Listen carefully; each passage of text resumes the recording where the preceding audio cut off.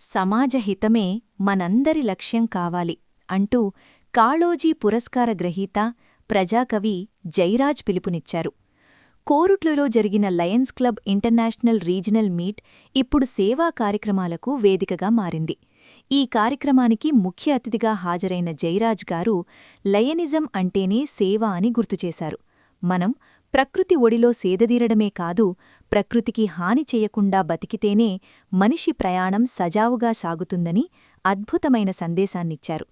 సమాజం బాగుంటేనే మనం బాగుంటామన్న ఆయన మాటలు సభికులను ఆలోచింపచేశాయి.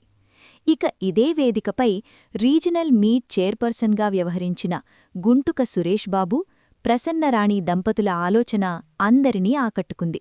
ప్లాస్టిక్ మహమ్మారిని తరిమికొట్టేందుకు ఈ కార్యక్రమానికి వచ్చిన వారందరికీ స్టీల్ బాటిల్సు, అలాగే ప్రభుత్వ పాఠశాల విద్యార్థులకు స్టీల్ ప్లేట్లు అందిస్తామని ప్రకటించి తమ నిజమైన లయనిజాన్ని చాటుకున్నారు. సభలో ప్రధాన ఆకర్షణగా నిలిచింది జైరాజ్ గారు పాట.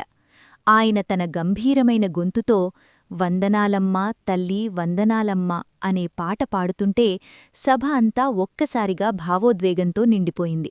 ఆ పాటలోని ఆర్తికి సభికులంతా చలించిపోయారు.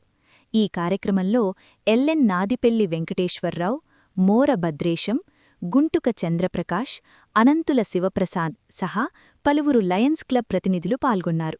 సేవే పరమావధిగా సాగిన ఈ రీజనల్ మీట్ కోరుట్ల ప్రజల్లో కొత్త స్ఫూర్తిని నింపింది.